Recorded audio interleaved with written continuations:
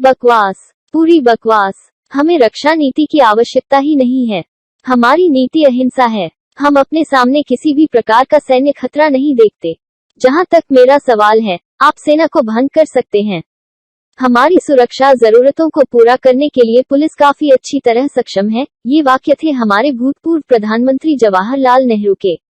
आज हम बात करते हैं हेंडरसन भगत रिपोर्ट की, जिसे संसद में दिखाए जाने की मांग की गई थी, जिसे 1962 में चीन से भारत के युद्ध के बाद तैयार किया गया था, लेकिन इसे पेश नहीं किया गया। ये अब तक सार्वजनिक नहीं हो पाए। आखिर क्या है इस रिपोर्ट में?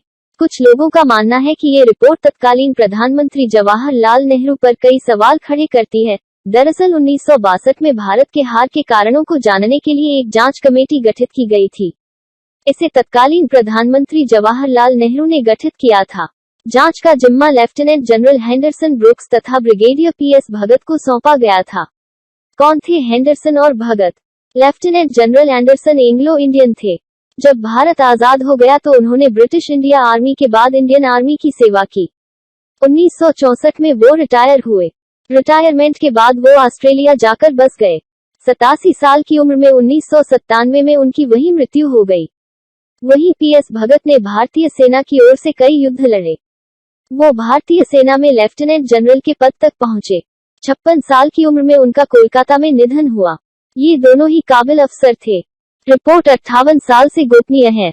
जब चीन के खिलाफ युद्ध में भारतीय सेना की बुरी हार हुई तो देश हार की वजहों को जानना चाहता था।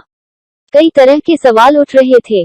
तब तत्कालीन प्रधानमंत्री ने सेना के इन दोनों काबिल अफसरों को ये काम करने का जिम्मा सौंपा। उन्होंने रिपोर्ट बनाकर सरकार को सौंप दी। सरकार ने इसे कभी सार्वजनिक नहीं किया, लेकिन माना जाता है कि हेंडरसन ने इस गोपनीय रिपोर्ट के कुछ अंश या पूरी रिपोर्ट ऑस्ट्रेलिया पत्रकार मैक्स नेविल को दे दी, जिसके आधार पर नेविले ने एक किताब इंडियाज चाइना वार लिखी। ये रिपोर्ट 1963 में प्रधानमंत्री नेहरू को सौंपी गई थी।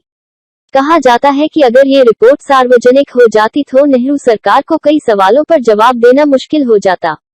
इस रिपोर्ट के आधार पर ऑस्ट्रेलियाई पत्रकार मैक्स नेविले ने जो किताब लिखी, उसके कुछ अंश इस तरह हैं। नेहरू को लगता था कि चीन से कभी युद्ध नहीं होगा। वर्ष 1962 के आधा गुजरते गुजरते समूचे देश में चीन से युद्ध का खतरा मंडराता महसूस होने लगा। युद्ध से एन पहले भारत ने अपनी ज्यादातर फौजें पाकिस्तान सीमा पर लगा रखी थी। नेहरू और रक्षा मंत्री कृष्णा मेनन को लगता था कि युद्ध अगर कभी हुआ तो पाकिस्तान से ही होगा, चीन से कतई नहीं। चीन ने बड़े पैमाने पर भारतीय भूमि हड़प ली थी।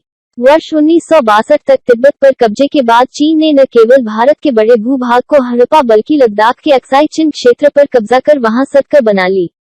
इसके जवाब में जवाहरलाल नेहरू की फॉरवर्ड पॉलिसी अपनाकर मैकमोहन रेखा पर भारतीय चौकियां बनाने का निर्देश दिया। चौकियां बनाकर जवान ऐसे दुर्गम और पहाड़ी क्षेत्रों में भेजे गए, जहां पहुंचना और रहना कतई आसान नहीं था। कहीं बेहद घने जंगल तो कहीं ऐसी जगहों पर थी जहां पानी का नामोनिशान ही नहीं था, तो कहीं कहीं भीषण ठंड। चौकियां ऐसी जगह बनी जहां सब कुछ मुश्किल था। चौकियां बनाकर जवान ऐसे दुर्गम और पहाड़ी क्षेत्रों में भेजे गए, जहां पहुंचना और रहना कतई आसान नहीं था। कहीं बेहद घने जंगल तो कहीं ऐसी जगहों पर थी जहां पानी का नामोनिशान ही नहीं था, तो कहीं कहीं भीषण ठंड। खाद्य और सामानों की आपूर्ति भी मुकम्मल नहीं थी। न खाना ठीक ढंग से पहुंच पा रहा था और न पानी। सैनिकों के पास इस इलाके और ठंड के हिसाब के कपड़े भी नहीं थे। प्रतिकूल हालात में सैनिक बहुत बुरे हाल में थे। नेहरू को बार बार चीन को लेकर चेताया गया था। तत्कालीन प्रधानमंत्री जवाहरलाल नेहरू को देश के नेता बार बार समझा रहे थे कि चीन धोखेबाज देश है, उस पर विश्वास नहीं किया जा सकता।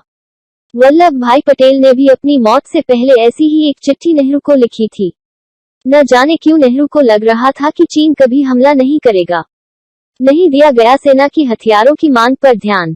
1961 के मध्य तक चीन के सुरक्षा बल सिक्किम तिब्बत सरकार पर वर्ष 1957 की अपनी स्थिति से 70 मील आगे बढ़ चुके थे। भारत की 14,000 वर्ग मील जमीन पर कब्जा किया जा चुका था। देश में तीखी प्रतिक्रिया हुई। सरकार आलोचना के घेरे में आ गई। आलोचनाओं से तंग आकर नेहरू ने तत्कालीन सेना प्रमुख पीएन थापर को चीनी सैनिकों को भारतीय इलाके से खदेड़ने का आदेश दिया। थापर बहुत पहले से सेना की बदहाली से अवगत करा रहे थे। बार बार वह हथियार और संसाधनों की मांग कर रहे थे। नेहरू ने कभी उनकी बात पर ध्यान नहीं दिया।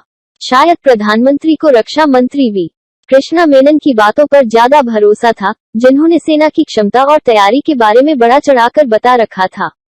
कौल को पूर्वी कमान का कमांडर नियुक्त करना सही फैसला नहीं था। अक्टूबर 1962 में लेफ्टिनेंट जनरल वी.जी. कौल को पूर्वी कमांड में नेफा, अब अरुणाचल प्रदेश का कोर कमांडर नियुक्त किया गया। उनकी नियुक्ति पर विवाद ज्यादा थे। सेना के लोग खुश नहीं थे। कौल के पास लड़ाई का अनुभव नहीं था। सैन्य अधिकारी मानते थे कि वह स्थितियों से निपटने में सक्षम नहीं है। जब कौल ने नेहरू और मेनन को बताया कि भारतीय सेनाएं तैयार नहीं हैं, तब नेहरू ने आदेश दिया कि भारतीय सीमा में घुस आए शत्रु को बाहर निकालने का काम ऑपरेशन एविक्शन अगली गर्मियों तक टाल दिया जाए।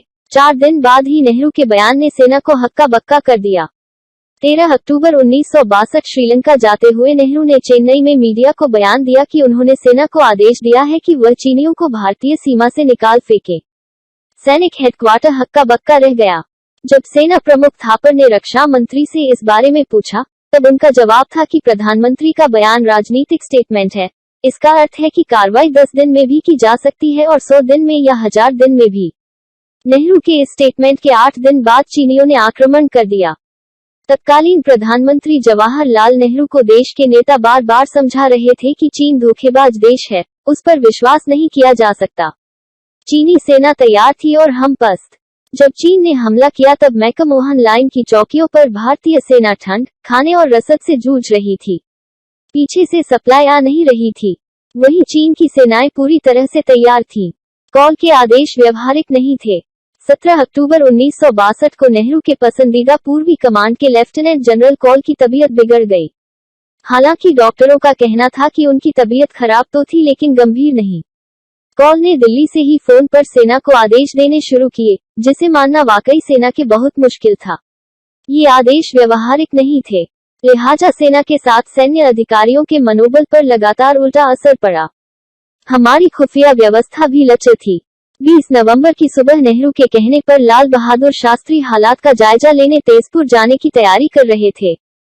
सुबह के अखबारों में चीन द्वारा एक तरफा युद्ध विराम की खबरें छपी, लेकिन भारतीय विदेश मंत्रालय, गृह मंत्रालय और खुफिया विभाग इससे अनजान थे। यहाँ तक कि प्रधानमंत्री को भी इसकी खबर नहीं थी।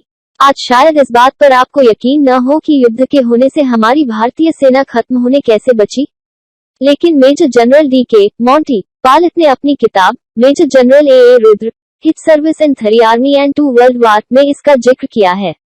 किताब के अनुसार वह समय था जब भारतीय सेना के पहले commander in chief sir Rob Lockhart देश के पहले प्रधानमंत्री जवाहरलाल नेहरू के पास एक औपचारिक रक्षा दस्तावेज लेकर पहुंचे, जिसे पीएम के नीति निर्देश की आवश्यकता थी। लेकिन नेहरू ने उस पर संज्ञान लेने की बजाय उन्हें डपटते हुए कहा, बकवास, पूरी बकवास। हमें रक्षा नीति की आवश्यकता ही नहीं है। हमारी नीति अहिंसा है। हम अपने सामने किसी भी प्रकार का सैन्य खतरा नहीं देखते। जहां तक मेरा सवाल है, आप सेना को भंग कर सकते हैं। हमारी सुरक्षा जरूरतों को पूरा करने के लिए पुलिस काफी अच्छी तरह सक्षम है। इस घटना के बाद सर लॉकहार्ट हक्का बक्का रहकर दफ्तर लौट आए। जब उनसे पूछा गया कि आखिर क्या हुआ, तो उन्होंने कहा कि प्रधानमंत्री ने उनके कागज देखे और गुस्से से फट पड़े। किताब के अनुसार मेजर जनरल ए. रुद्र का मानना था कि कश्मीर युद्ध ने ही भारतीय सेना के अस्तित्व को बचाया। दरअसल आजादी के बाद भारत में सेना के पहले कमांडर जहां सर रॉब लॉकहार्ट बने थे, वहीं पाकिस्तान में इस पद पर जनरल सर डगलस ग्रेसी को नियुक्त किया गया था। दोनों पंजाब से आने जाने वाले शरणार्थियों के बारे में रोजाना सूचना का आदान प्रदान रिपोर्ट में करते थे। एक दिन अक्टूबर 1947 में ग्रेसी ने बताया कि उनके पास रिपोर्ट है कि अटक रावलपिंडी में कुछ कबायली इकट्ठा हो रहे हैं। दोनों जानते थे कि पाकिस्तान की ओर से पुंछ निशाने पर है, लेकिन तब कश्मीर भारत के प्रभुत्व का हिस्सा नहीं था, इसलिए लॉकहार्ट को लगा कि कबायली भारत के लिए खतरा नहीं है। नतीजतन उन्होंने आगे मंत्रालय को या जनरल स्टाफ को कोई जानकारी साझा नहीं की। 3 माह बाद उनका सामना नेहरू से हुआ, जहां उन्होंने इस बात को स्वीकारा और कहा कि शायद वह बेपरवाह हो गए थे। नेहरू ने सारा ठीकरा उन पर फोड़ा और पूछने लगे कि कहीं उनकी सहानुभूति पाकिस्तान के साथ तो नहीं थी। हैरान कमांडर ने जवाब में कहा, मिस्टर प्राइम मिनिस्टर, अगर आप मुझसे ऐसे सवाल करेंगे तो मुझे यहाँ आपकी सेना का कमांडर इन चीफ बनने में कोई इच्छा नहीं है। मैं जानता हूँ कि बॉम्बे से कुछ दिनों में बोट जा रही है जिसमें ब्रिटिश अधिकारी और उनके परिवार इंग्लैंड जाएंगे। मैं उसमें ही रहूंगा। बायोग्राफी के अनुसार इस घटना के बाद जनरल लॉकहार्ट ने अपने सेक्रेटरी मेजर जनरल रुद्र को बुलाया और 26 जनवरी 1948 यानी अगले दिन कहा कि उन्होंने अपने पोस्ट से रिजाइन कर दिया है और अपने उत्तराधिकारी की तलाश में हैं। आज हम सुरक्षित हैं तो इसका पूरा श्रेय भारतीय सेना को जाता है, जिनके अदम्य साहस से ही हम अपने घरों में चैन की सांसें ले रहे हैं। आशा करते हैं आपको हमारा ये वीडियो अच्छा लगा होगा। चैनल को सब्सक्राइब करें और अपने दोस्तों के साथ शेयर करें। जय हिंद, जय भारत।